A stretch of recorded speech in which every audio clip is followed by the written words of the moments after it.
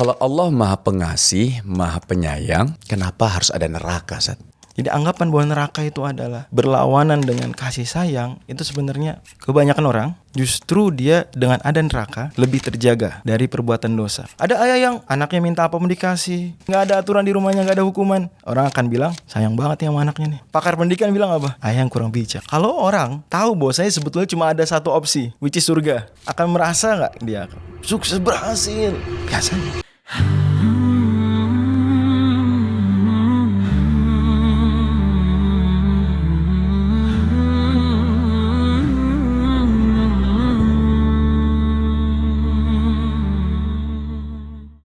Bismillahirrahmanirrahim. Assalamualaikum warahmatullahi wabarakatuh. Waalaikumsalam warahmatullahi wabarakatuh. Alhamdulillah teman-teman semua kembali lagi di Ramadan Series The Sungkars and Friends.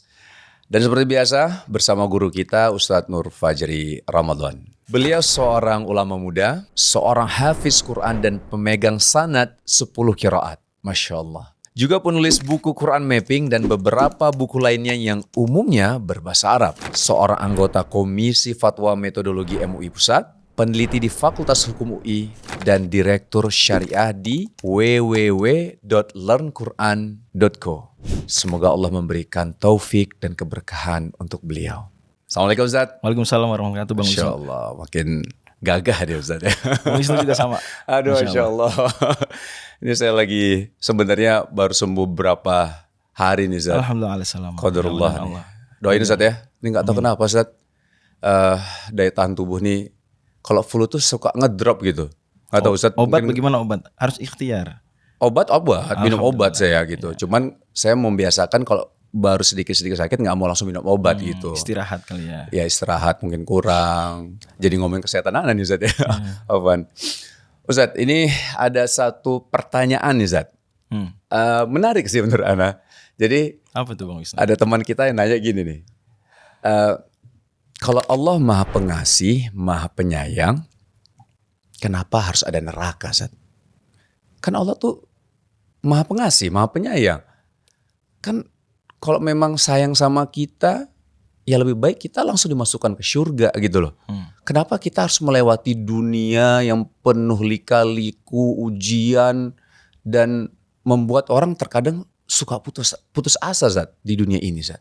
Ya. Kenapa Zat? Jadi sebenarnya anggapan bahwa harus ada neraka, ini Allah seolah-olah terbebani kewajiban harus mengadakan neraka itu problematik. Ya, tidak ada yang wajib atas Allah. La yajibu 'alallahi syai'. Dalam artian tidak ada sesuatu eksternal mengharuskan Allah melakukan sesuatu. Tapi Allah melakukan itu dengan kebijaksanaannya, hikmahnya. Nah ini salah satu problem yang tadi mungkin memunculkan pertanyaan seperti yang Bang Wisnu bawakan. Ini orang yang menanyakan itu biasanya memahami nama-nama Allah secara parsial, tidak utuh. Umpama hanya dibawakan nama Allah pengasih penyayang. Pertanyaannya Bang Wisnu kan tahu, nama Allah tidak hanya Ar-Rahman Ar-Rahim. Iya. Misalnya ada Al-Hakim yang maha bijaksana. Ada Al-Adil yang maha adil. Kalau memang ada orang pedofilia, korupsi, bagaimana? Apa dia mau tidak dihukum? Jawabannya tentu Allah yang maha adil dan Allah yang maha bijaksana berhak dan layak untuk menghukumnya. Jadi adanya neraka sebetulnya bagian daripada Allah Subhanahu wa Ta'ala ingin menguatkan ujiannya terhadap manusia. Dunia ini sekali lagi Bang Wisnu, dunia ujian dari awal.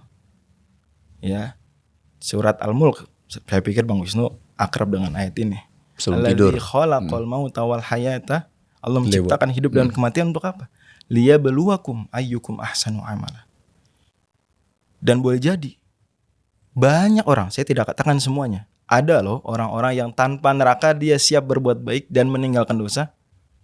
Tapi berapa banyak sih? Kebanyakan orang justru dia dengan ada neraka lebih terjaga dari perbuatan dosa karena dia mikir konsekuensinya. Sama halnya seperti seorang ayah yang sayang sama anaknya. Apa selalu semua permintaan anaknya diberi? Tidak. Tidak.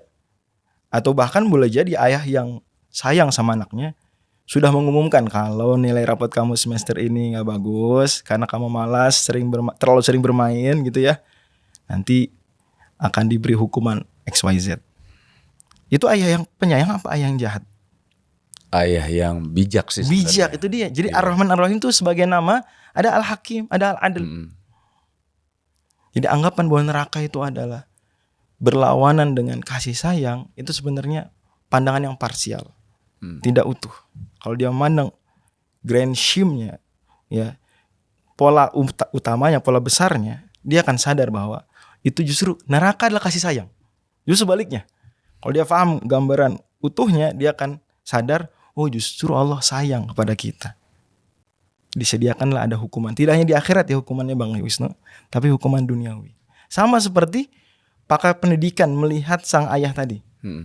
Ini ayah melarang anaknya keluar rumah di atas pukul 9 malam, melarang makan yang gula-gula terlalu banyak. Mungkin orang yang melihat secara parsial mengatakan Tega banget, pelit banget.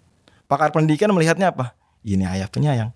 Sebaliknya, ada ayah yang anaknya minta apa pun dikasih, semua dikasih, nggak ada aturan di rumahnya, nggak ada hukuman. Sekilas orang akan bilang sayang banget ya sama anaknya nih. Pakar pendidikan bilang apa?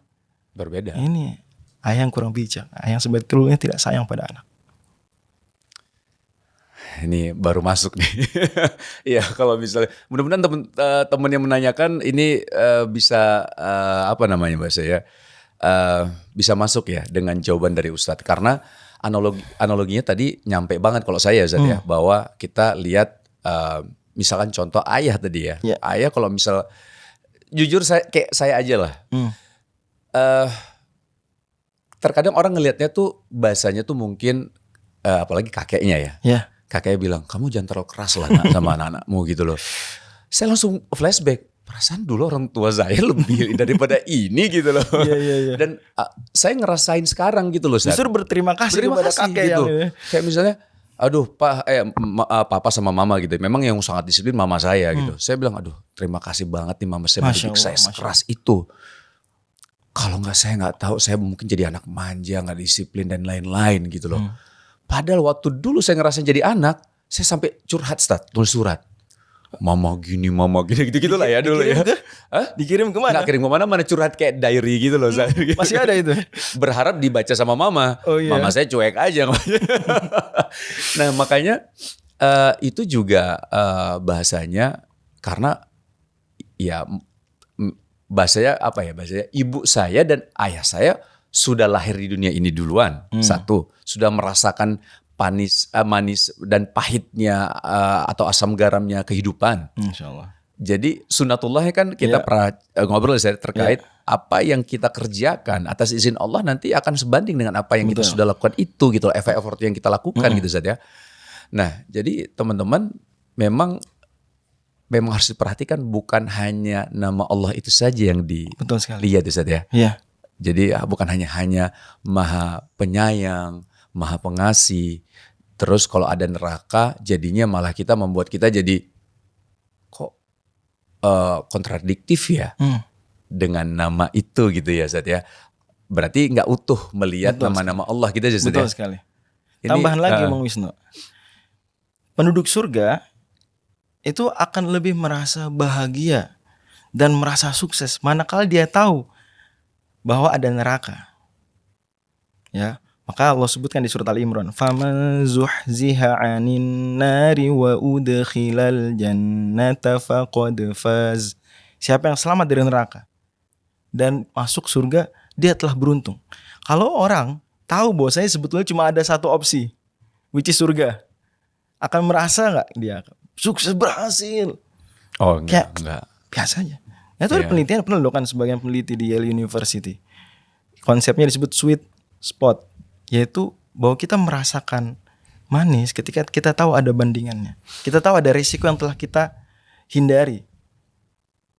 Gitu. Seseorang yang dapat nilai A, itu akan lebih senang kalau dia tahu ternyata memang ada yang dapat B, C, atau minimal ada peluang, ada kemungkinan orang itu dapat B atau C. Tapi kalau dia tahu pada akhirnya ya memang kemungkinannya cuma satu, kok dapat A. Biasa aja. Jadi tidak ada selebrasi gitu ya Ustaz ya. Dan ada juga termasuk saya Ustaz, terkadang tuh untuk mengejar ridhonya Allah, kadang-kadang saya melihat apa ya ganjarannya kalau misalnya saya melakukan perbuatan ini gitu. Artinya bukan hanya soal pahala yang amalan kebaikan yang kita lakukan, tapi kalau melakukan dosa, wah bakal disiksa Allah kayak gini. Itu terkadang tuh bikin kita jadi lebih takut Betul. untuk melakukan hal tersebut. Ustaz. Tapi alhamdulillah yang seperti itu sedikit sebenarnya Bang Wisnu. Kalau kita lihat di syariat Islam, yang begitu kan berarti yang wajib dan haram dong. Iya. Ya nggak? Sesuatu yang kalau ditinggalkan resikonya ancaman dosa itu kan wajib. Atau dikerjakan resikonya ancaman dosa kan itu haram. Tapi mayoritas ajaran Islam itu hanya berkisar pada sunnah, makruh, mubah. Mayoritasnya. Artinya tetap membuka peluang orang yang sudah terlatih takwanya, terlatih self controlnya, dia mengontrol dirinya meskipun itu tidak haram. Coba dipikir-pikir, banyakan mana? Yang makruh atau yang haram? Banyakan yang makruh, banyakan yang sunnah atau yang wajib? Yang sunnah. Sederhananya di Ramadan nih. Banyakan mana yang wajib atau yang sunnah? Wajib puasa Ramadan. Iya, kita bisa hitung. Wajib. Iya. Yang hanya khas Ramadan hanya puasa, mungkin zakat fitrah dah. Iya. Sisanya yang sering dibahas para ustadz ya, untuk memotivasi orang beramal itu yang sunnah-sunnah sebetulnya.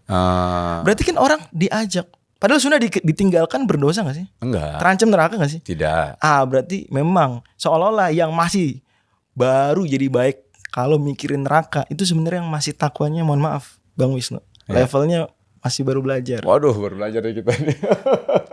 Iya. Ada yang dia baru taat aturan lalu lintas kalau ada mikirin ancaman penjara. Tapi ada dia, meskipun gak ada aturannya, saya tetap jadi orang baik. Ada gitu. Nah ini level atas. Mudah-mudahan Allah Subhanahu Wa Taala bimbing kita terus nih. Masya Allah. Tapi tetap neraka ada. Kebijaksanaan Allah. Kebijaksanaan Allah, Masya Allah. Ustaz, terima kasih Ustaz. Jazakallah khair Ustaz. Masya Allah. Teman-teman yang menanyakan khususnya ini mudah-mudahan bisa menjawab ya. Dan insya Allah kita akan tanya-tanya lagi nih tentang pastinya tentang agama kita sama Ustaz Nur Fajri. Ustaz, next episode ya kita ketemu lagi ya. Barakallahu fikum. Jazakallahu khair. Terima kasih teman-teman. Sampai ketemu lagi. Assalamualaikum warahmatullahi wabarakatuh. Pernah kepikiran gak kalau Al-Quran bisa dinikmati menggunakan TV? Bayangkan duduk santai di sofa, layar besar di depan mata, tanpa harus pegang mushaf atau HP terus-menerus. Inilah Quran Mushaf, aplikasi Quran di Smart TV. Dapat digunakan secara offline, navigasi yang mudah, murotal, terjemahan, berbagai pengaturan tampilan, dan banyak fitur lainnya. Aplikasi ini membantu kamu menikmati Al-Quran dengan lebih nyaman. Cocok untuk membaca Al-Quran termasuk saat sholat, mendengarkan tilawah, dan belajar Al-Quran bersama keluarga ataupun majelis ilmu. Aplikasi karya anak bangsa ini telah digunakan di lebih dari 160 negara dengan total waktu penggunaan lebih dari 29 juta menit. Yuk jadikan Ramadanmu lebih bermakna dengan mengunduh aplikasi Quran Mushaf di Smart TV kamu. Caranya, kunjungi website berikut.